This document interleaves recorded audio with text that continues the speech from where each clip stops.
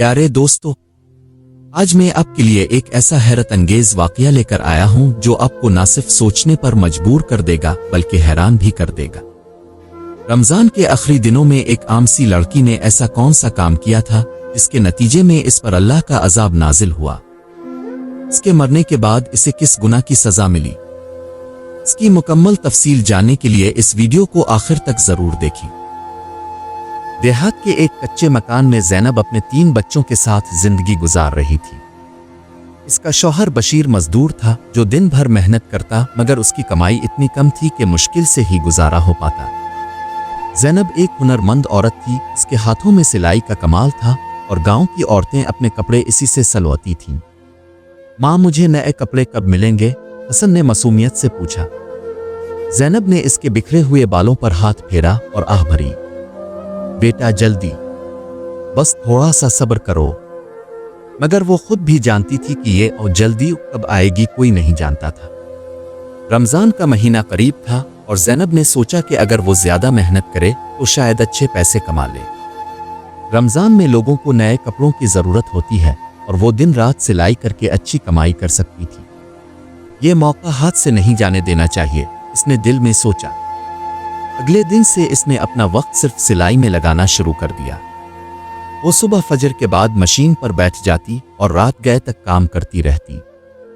दिन में बच्चे आवाज देते मगर वो कहती, बेटा अभी काम में हो, बाद में बात करेंगे। बशीर थका हारा आता मगर ज़ैनब के पास इसके लिए वक्त नहीं होता। ज़ैनब, क्या तुमने रोजा रखा? बशीर ने एक दिन पूछा। हाँ, मगर बहुत थकावट हो रही है, ज़ैनब ने जल्दी से जवाब दिया और मशीन चलाने में मसरूफ हो गई। यहां से इसकी आजमाइश का आगाज हुआ।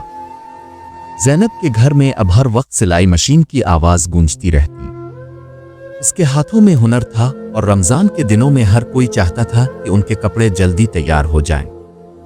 जितने ज्यादा कपड़े सीती इतने ज्यादा पैसे कमाती। बस ये रमजान अच्छा गुजर जाए तो हमारे हालात बदल जाएंगे, वो खुद को तसल्ली देती। लेकिन जैसे जैसे पैसे आने लगे वैसे वैसे इसकी हिर्स भी बढ़ती गई। पहले वो रोजा रखती थी, फिर इसे लगा कि रोजा रखने से काम में दिक्कत होती है। अल्लाह मुआफ करने वाला है, बस कुछ दिन हैं, बाद में रख लूंगी, इसने खुद को समझाया।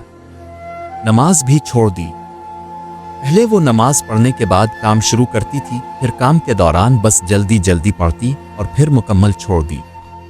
बच्चे भूखे बैठे रहते मगर वो कहती, अभी काम कर रही हूं, खुद ले लो खाने के लिए। बशीर भी परेशान था। ज़ैनब, ये काम कब कम करोगी? जब हमारे पास इतने पैसे होंगे कि किसी चीज की फिक्र ना हो। और फिर वो वक्त आया। रमजान की 27 रात थी। हर कोई इबादत में मसरूफ था मगर ज़ैनब सिलाई में लगी रही। वो थकी हुई थी मगर काम खत्म करना था। अचानक इसे महसूस हुआ कि इसकी आंखों के सामने अंधेरा छा रहा है। इसके हाथ लरजने लगे। इसने पानी लेने की कोशिश की मगर जैसे ही खड़ी हुई इसके कदम लड़खड़ा गए और वो जमीन पर गिर पड़ी। ज़ैनब के होंठों पर पानी के कतरे गिरे मगर वो अंदर ना जा सके। बशीर की आंखों में बेबसी थी। बच्चे मां को इस हालत में देखकर रोने लगे मगर ज़ैनब की आंखें बंद हो चुकी थीं।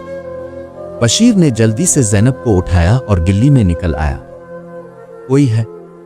मेरी बीवी की तबीयत बहुत खराब है। मोहल्ले के कुछ लोग जमा हो गए। गाड़ी का बंदोबस्त करो, इसे अस्पताल ले जाना होगा, किसी ने कहा। रमजान की रात थी, सड़कों पर कम ही लोग थे। बड़ी मुश्किल से एक रिक्शा मिला। बशीर ने ज़ैनब को रिक्शे में डाला और तेजी से अस्पताल की तरफ रवाना हुआ। रिक्शे में बैठे बैठे ज़ैनब का दिमाग धुंधला हो रहा था। इसकी समाअत कमजोर पड़ रही थी मगर उसके जहन में एक ही सवाल गूंज रहा था, ये सब मेरे साथ क्यों हुआ? क्या वाकई मैंने इतना बड़ा गुनाह? ज़ैनब को याद आया कि रमजान की पहली रात इसने तहैया किया था कि वो रोजे रखेगी, इबादत करेगी, मगर फिर काम में इतनी मसरूफ हो गई कि ना सहरी का होश रहा ना इफ्तार की फिक्र। नमाजें रहने लगें और आहिस्ता आहिस्ता इसका दिल दुनिया की चमक दमक में ऐसा उलझा कि वो सब कुछ भूल बैठी। अल्लाह मुझे एक मौका दे दे, बस एक मौका, वो दिल ही दिल में दुआ करने लगी। अस्पताल में मौत व हयात की कशमकश।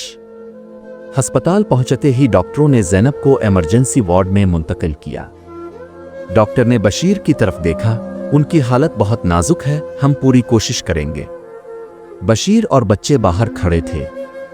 چھوٹا بیٹا بار بار پوچھ رہا تھا، ابو امی ٹھیک ہو جائیں گی نا؟ بشیر نے آنسو چھپاتے ہوئے بیٹے کو گلے لگا لیا۔